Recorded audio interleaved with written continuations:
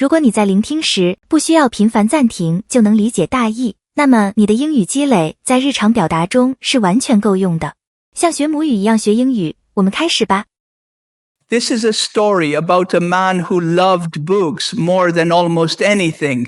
He read so many books that his head was full of ideas, like a treasure chest full of gold. But he was also a fighter, a true warrior, and he used words like a brave soldier uses a sword to fight for what he believed was right, even if it got him into very big trouble. His name was Liao. Liao was born a long time ago, not in Taiwan, but in a big place in the north of China called Harbin.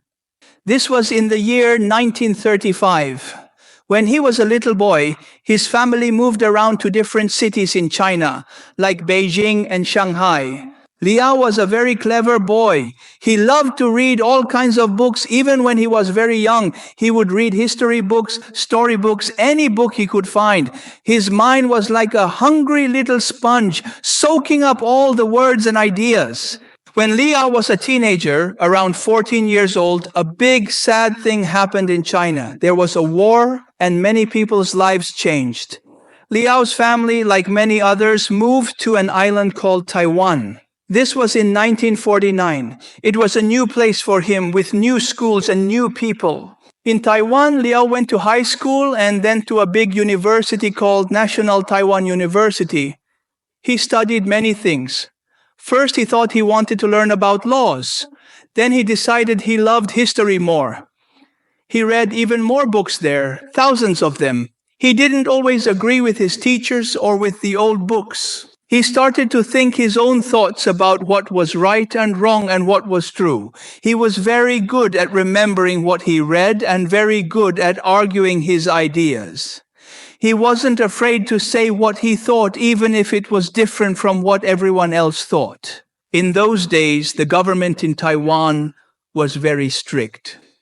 You had to be careful about what you said or wrote, especially if you didn't agree with the people in charge. But Liao was brave. He started to write for a magazine called Wengxing, which means Star of Literature. In his writings, he talked about old Chinese ways of thinking. He said that some old ideas were not good anymore and were holding people back. He said people needed to think in new ways, to be free, and to be able to say what they believed without being scared. His words were like loud shouts in a quiet room. Many people were surprised. Some were angry. But many young people read what he wrote and started to think too.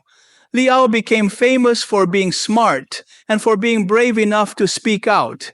He argued with other important writers and thinkers. He loved to show people when he thought they were wrong, using all the facts he knew from his books. Because Liao said many things that the government didn't like, he got into trouble. The government watched him. They didn't want people to question them. One day in 1971, when Liao was a grown man, the government said he had done bad things against them. They put him in jail. Being in jail was a hard time.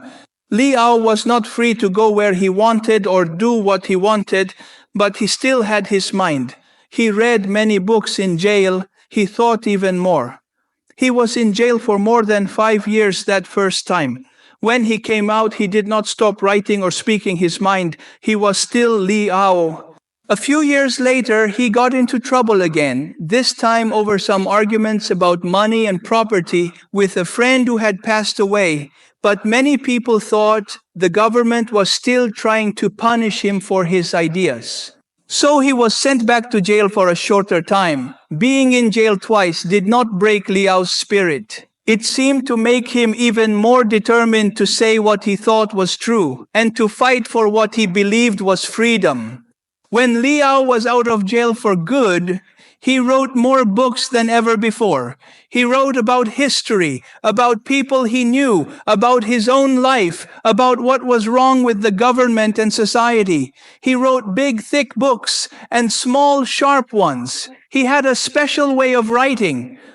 He could be very funny, making people laugh, but he could also be very serious and very angry about things he thought were unfair.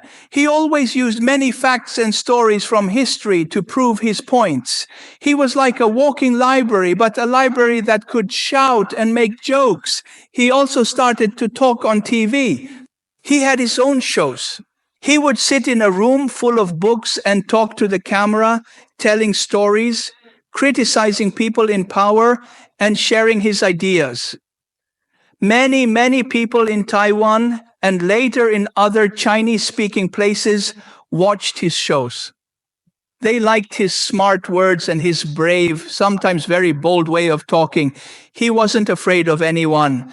Liao even decided to try to become a leader in the government. He ran for president of Taiwan in the year 2000. He didn't win, but he made the election very interesting with his funny and surprising actions. A few years later, he was chosen to be a lawmaker in Taiwan's government for a few years. Even there, he did things his own way. He would bring props, like a toy gun, or even show a picture of his muscles to make his points during serious meetings.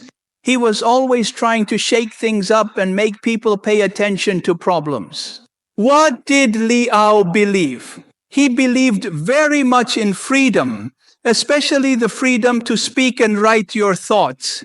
He thought people should not just follow old traditions without thinking if they were still good.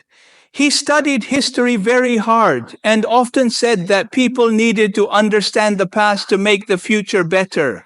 He criticized many famous people from history and many people who were in power in his own time. He thought a lot about Taiwan and its relationship with mainland China, ideas that were not always popular.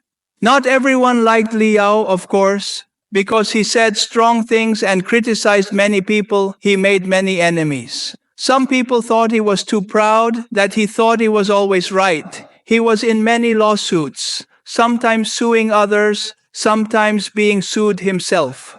Some people said he was not always fair in his attacks, or that he twisted history to fit his ideas.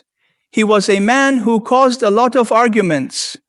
His personal life was also talked about a lot, like his short marriage to a very famous movie star, and how they argued very publicly after they broke up. But even people who didn't like him often had to admit he was very smart and very brave. He collected an amazing number of books. His whole house was like a giant library. He read them all and remembered so much. In his later years, Liao continued to write and speak out.